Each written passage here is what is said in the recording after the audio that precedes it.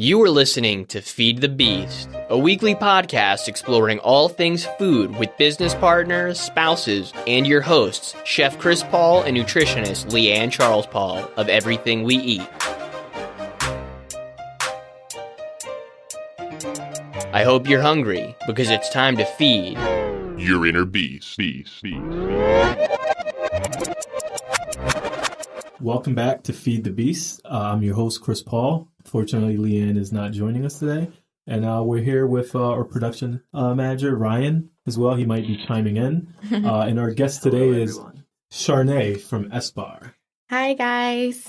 Thanks for coming in, Sharnay. We look forward to speaking with you. You have you do bartending services. You train bartenders, yes, ramp certified, which is always great. And you're a mobile bartending service as well. Yep. Pretty cool. I think there's a big market for that, especially in Philadelphia. To get started, we'll do our food news. And once again, Philly has actually been really consistent, but we're on Top Chef again.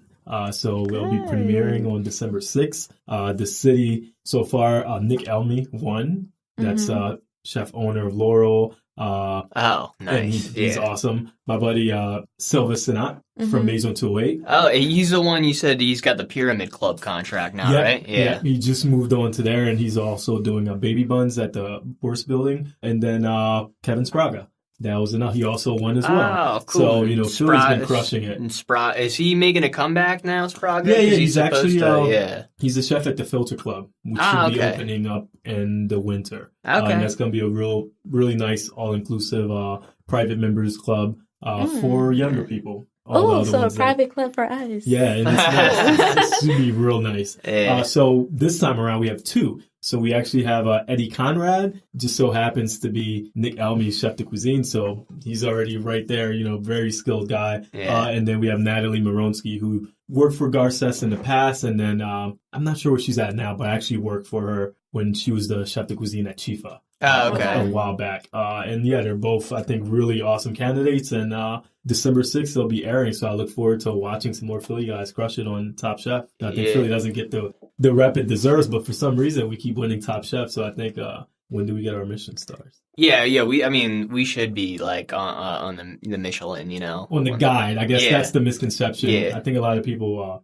think the Michelin stars mean that, if Philly doesn't have any, we don't have good restaurants. It's actually because we're not part of the guide. Yeah. So, if you're not a city in the guide, you just won't get Michelin It stars. doesn't matter how good your restaurants are. Exactly. Yeah, Philly's got, Voltaire, which is Garces. They're one of the only, I think, like Forbes Travel Guide or whatever. They're like one of the only 5-star rated restaurants in, like, I think one of 47 in the world. Yeah, I can see that. And so I guess because there are probably a lot of people out there that really don't know what like Michelin is, like what exactly is the Michelin? Well, Michelin essentially it's a culinary guide, and it's Michelin from like Michelin tires. Yeah. So it's literally from Michelin tires, and it's really all the major cities in the world. So you have Chicago, you have LA, right, a bunch of places across the ocean, like in Paris, a bunch of places in Europe.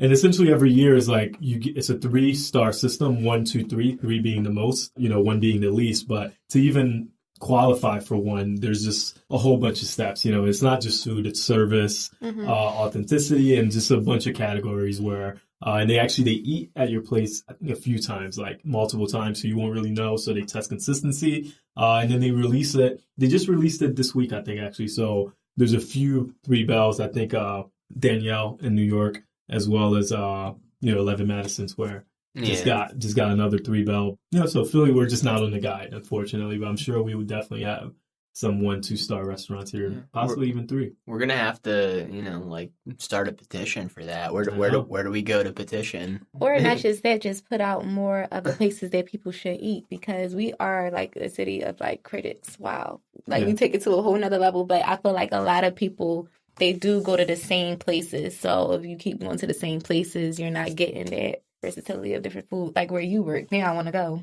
I want to go there. Yeah, I've been trying to try more new restaurants. And new cuisine. I just tried Afghan cuisine for the first time like a few weeks ago. It was pretty good. It's like a cauliflower dish. It's nice. Okay. Yeah. Yeah, Philly's definitely unique. We have sort of everything you could think of. Right. Yeah, I mean, it's great. Every day I will like walk around, over here in West Philly, like I pass like 2 or 3 Ethiopian places. Yes, they're all around here. Yeah, which is like, it's cool. Like, And the food is really good. The place that's actually around the corner from here, I forgot what it's called. They're on Uber Eats, and they're also on... Maybe Dalek?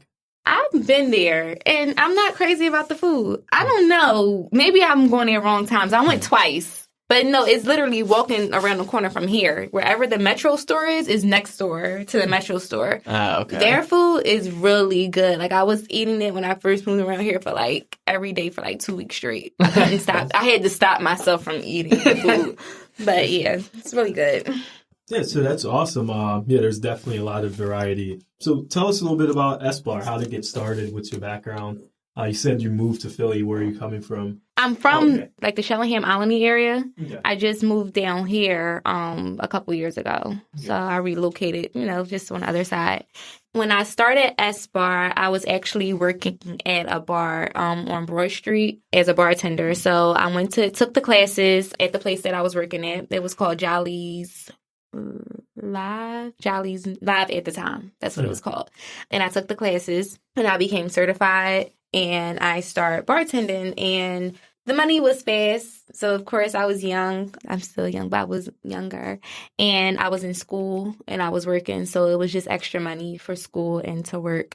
I did one private event for a friend of mine. She was throwing her boyfriend a surprise party. And the money was better at the private event than I was making at night. And then the schedule was it was a lot going on, so I just stopped working at the bar, and then I started S-Bar. So when I came up with the plan, it was like, okay, I can do private events. I'm on my own schedule. I'm on my own time. I could work around other people's schedule, and I can make the event how I want it to be, like, as far as the bar. So I came up with a game plan, and then...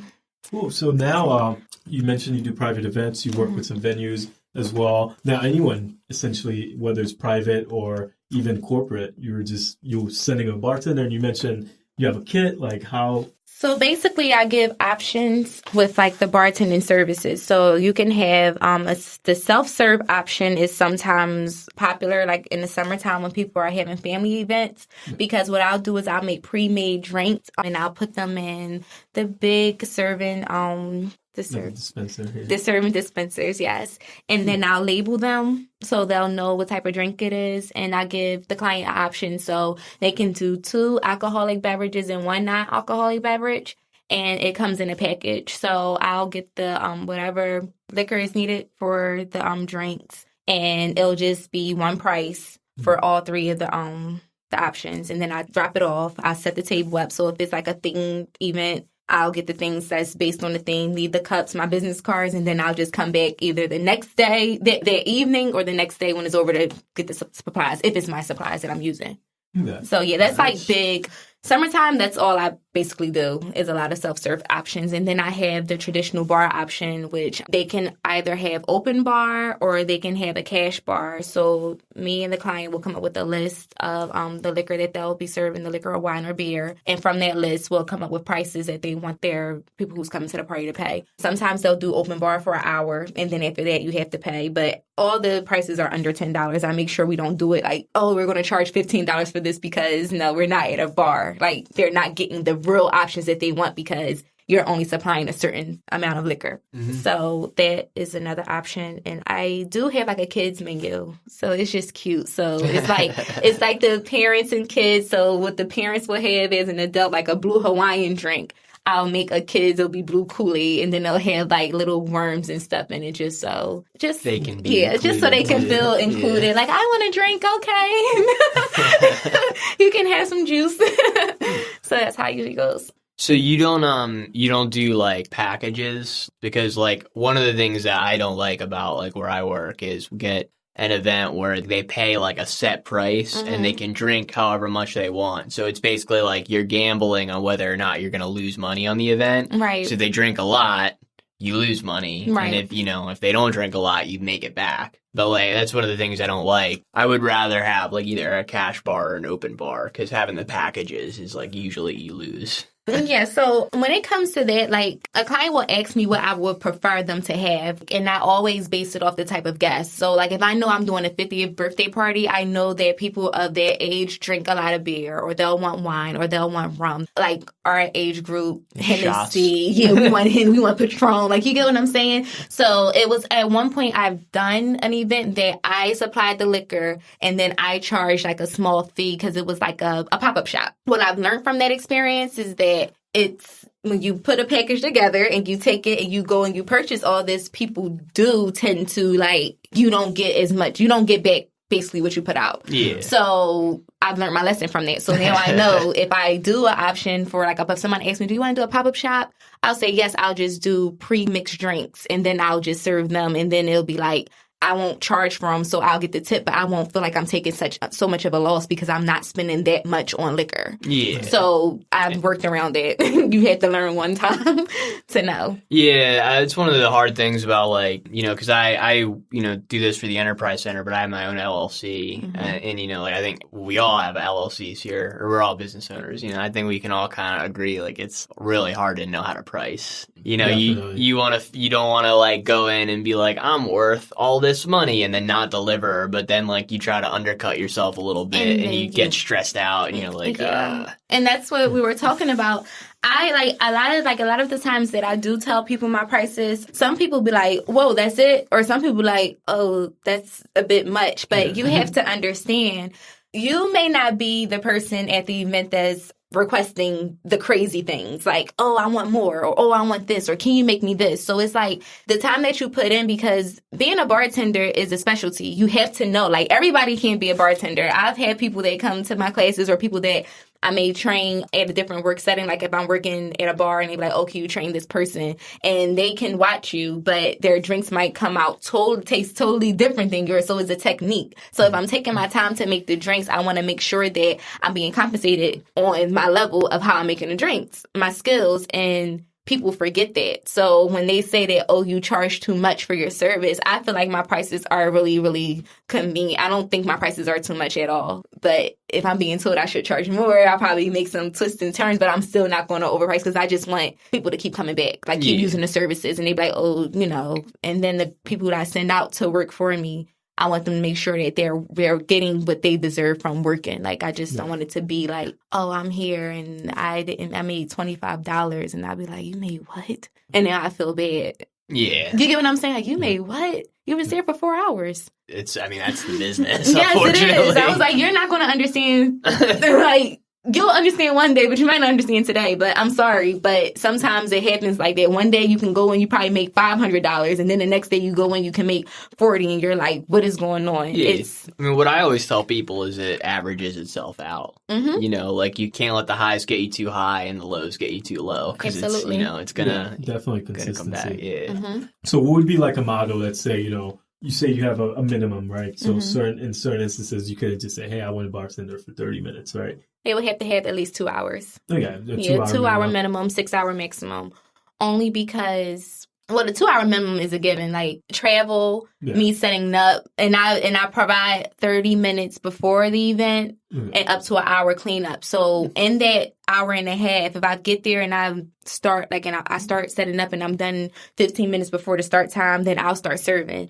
Then if someone says, oh, can you stay a half an hour? That takes away from your cleanup time. So just know that you're going to be responsible for cleaning up. I'm going to clean up as much as I can while I'm here, but you use that hour how you use it, but I'm only going up to 30 minutes additional part of that time because it's basically you're getting that service for free.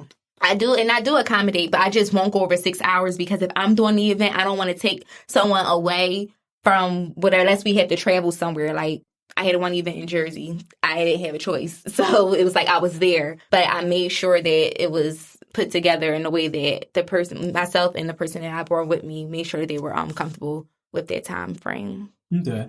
And then you say you also provide cups in some instances, and you have napkins. You sort of come full package. You have mixers as well. Yes. Now, is there what's your average, if someone wanted your services, how early should they reach out? And, how early can you get them a bartender? Let's say I need a bartender tomorrow. Usually I like at least 3 to 5 days ahead. So then I can base it around my schedule because sometimes I'm the person that does the work. It's rare that I have other people who do the work for me, but I have like 4 people on standby, but I just have to know. They tell me their schedule at the beginning of the month, like what days they'll have available. It's only one person that is up in the air because she's a flight attendant. So she'll say she could work, and then the next morning she'll call like, "Sure, I gotta get on a flight." So it's like, but then I'll just fix it really, really quickly. Like I try to just make sure that I'm being convenient, like, because I just don't want to inconvenience someone. But sometimes I'll get a call the day before, like, I just got a text when I was on my way here, "Are you available this weekend?" I'm really not available this weekend, but I can see, because it's the weekend, people have things going on, so I probably can see if one of my girls can do it, but if not, I just have to bite the bullet and I'll do it, because it's my business at the end of the day, so you have to make sacrifices, so I just make the sacrifices. Yeah. Yep. It makes sense. Now, are you you have a website or Instagram?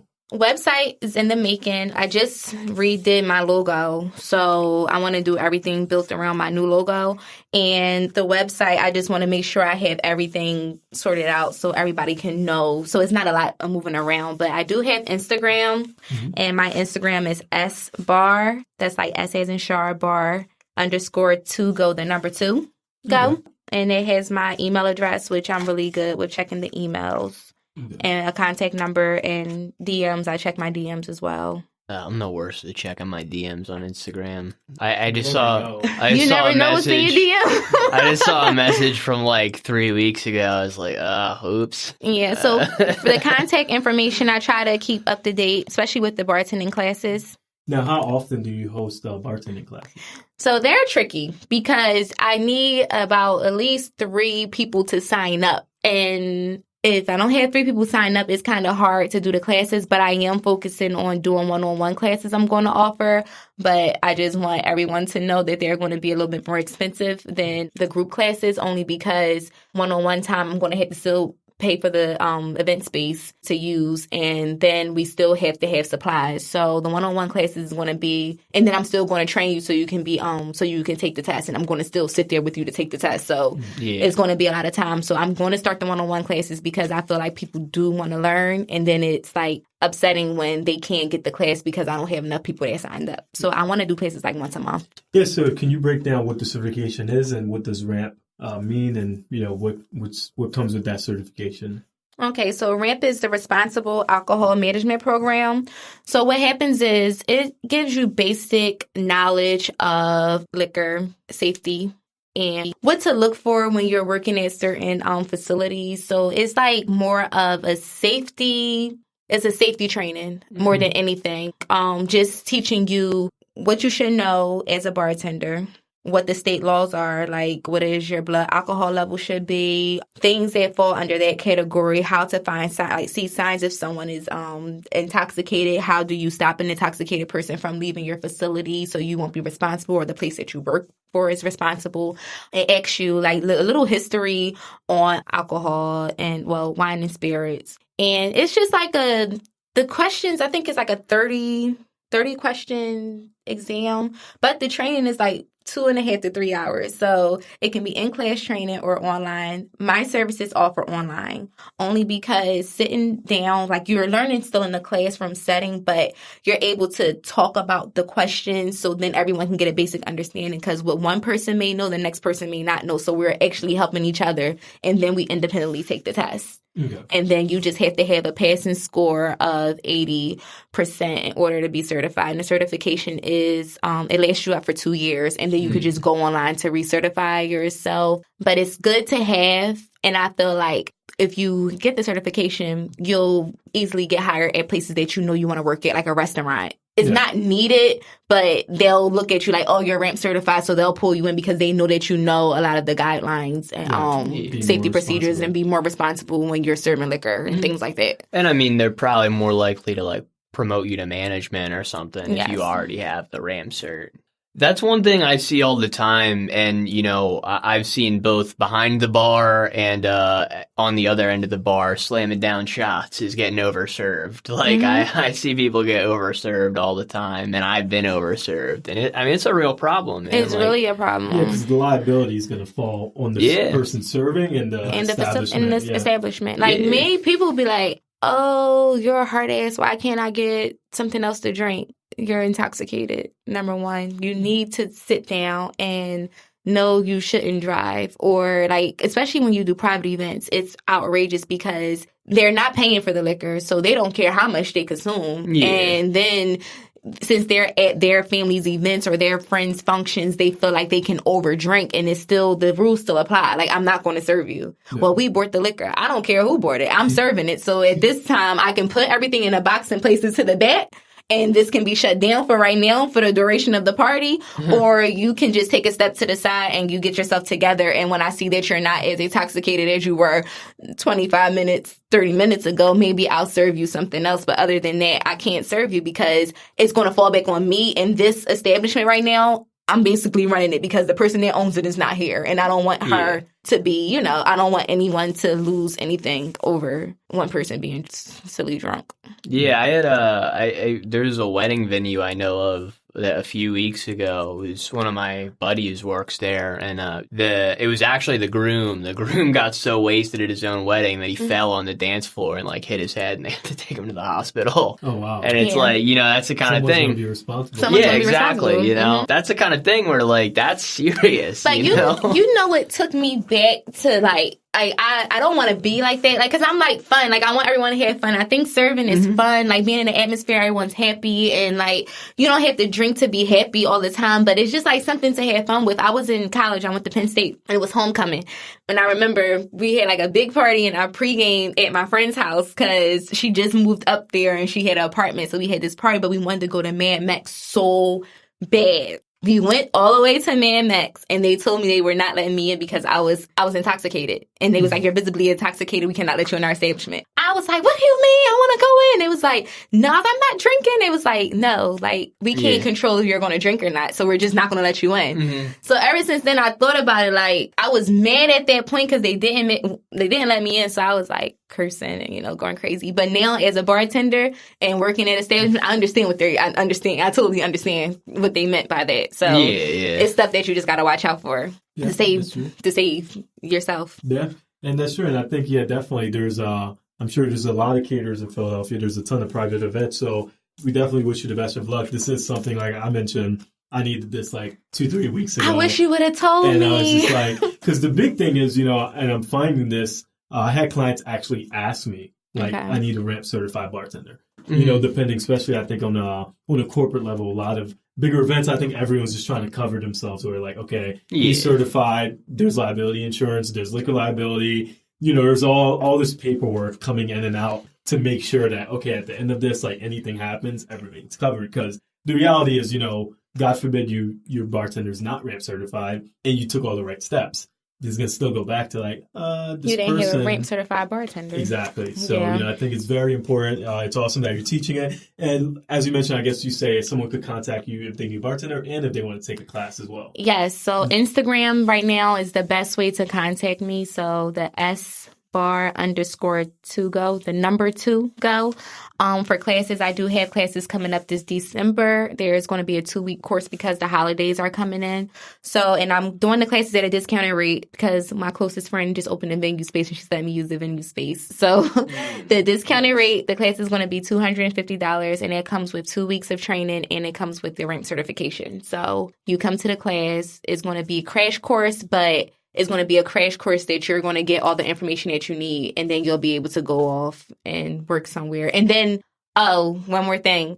When you do sign up for my classes and you do work under me, with the event spaces that I'm contracted with, you do work. So I give a person, whoever is in my class, at least one event each month so they can get the practice and not work in a busy establishment, but get the practice working at a private event so they can get the flow of things, so they can know how to manage a bar. So I do give that as well. So you get paid even after the fact. You invest the money, you can get some money back on your investment. Nice. Oh, that's awesome. That's great. Definitely good to put the tools to use because, if you just have a ramp and you never bartend. Then you're like... No, I mean, that's actually really cool because, honestly, like, you're actually changing my perspective on, like, bartending class a little bit because usually, in the past, I usually tend to tell people, like, it's really not worth it. Right.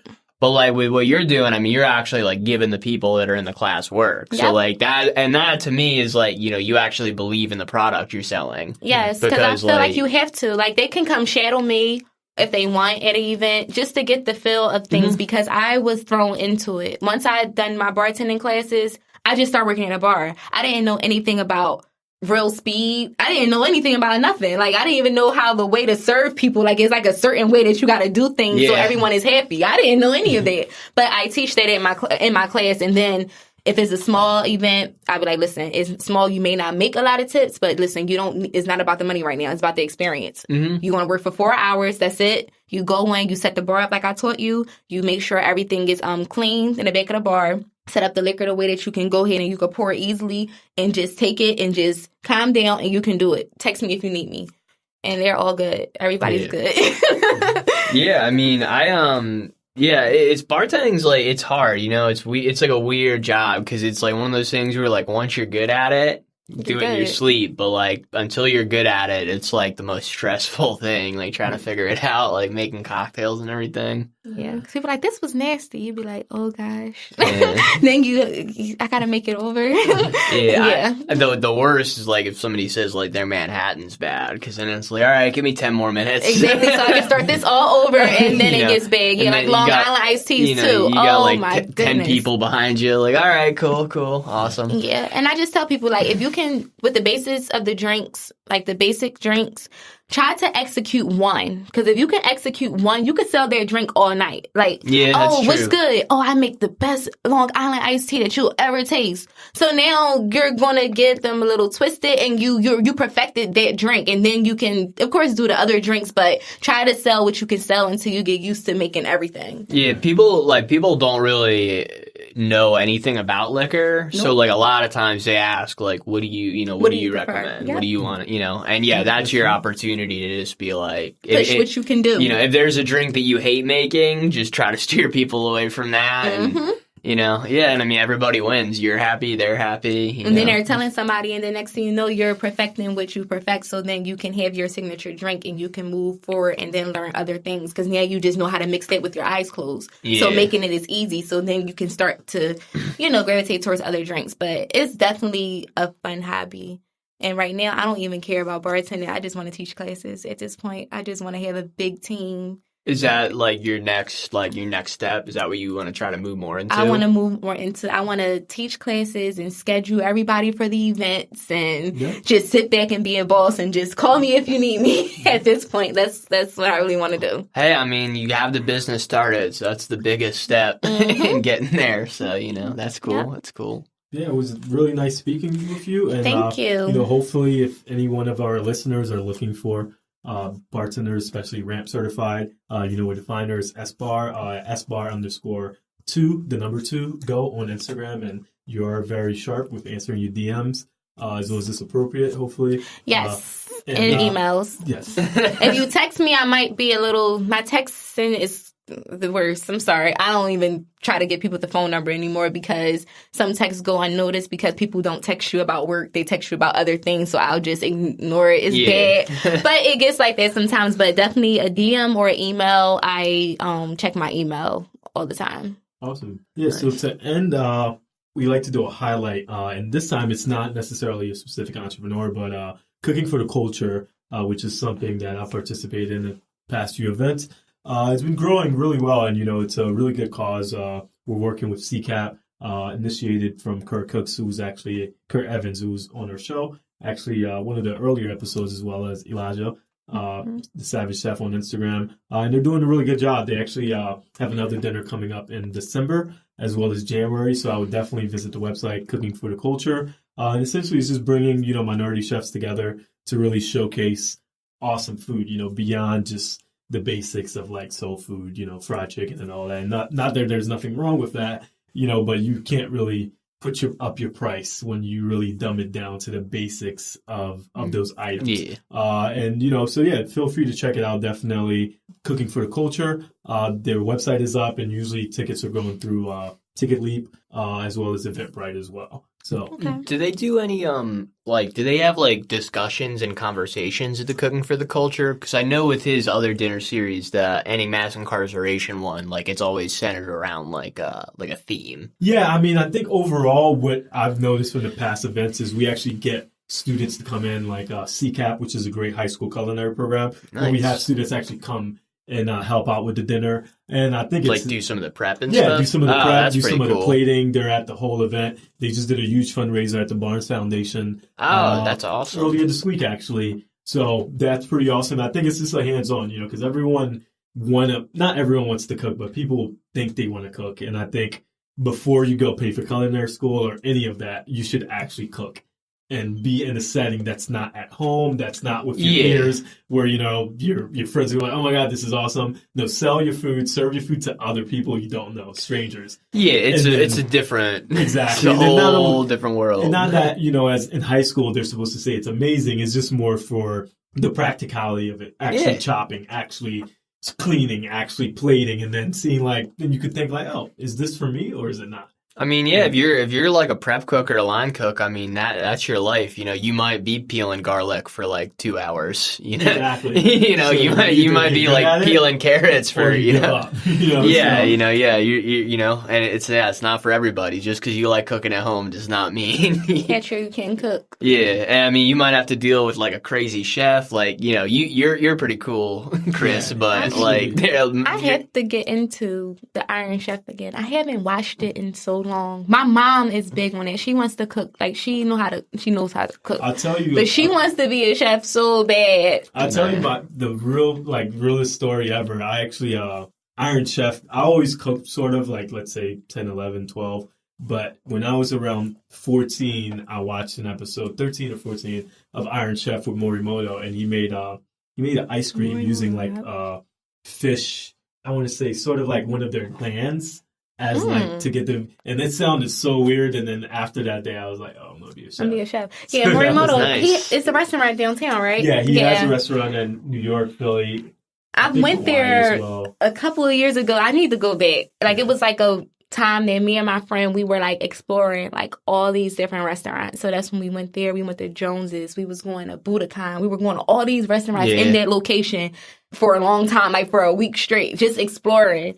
But I definitely have to go back there. Yeah, you must have been broke after that week. When you just you got a job but you still live at home. Yeah, It was one of those type of situations. I had a good job. I remember and those days. And my parents were still paying all my bills, so I was blowing money on food because I like good food. I'm just scared to try different food. Yeah, because I don't eat beef or pork.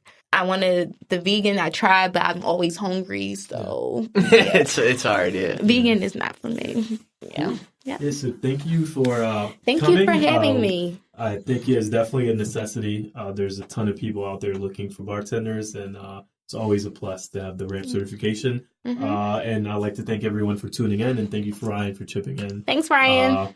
It's been do great. what I can, So tune in to our next episode. Until next time. Bye. Hello, everyone. This is Ryan Martin, the producer and sound engineer for the Grit Studios. If you enjoy our podcasts, the most important thing you can do to support us is share this episode with your family and friends and let us know what you think about it in the comments. And don't forget to subscribe on Apple Podcasts, Google Podcasts, or wherever you find your podcasts. Subscribing is 100% free. Don't know how to subscribe? Don't worry about it. There's a video walking you through the process in the show notes below. We will see you next week, and thank you for listening.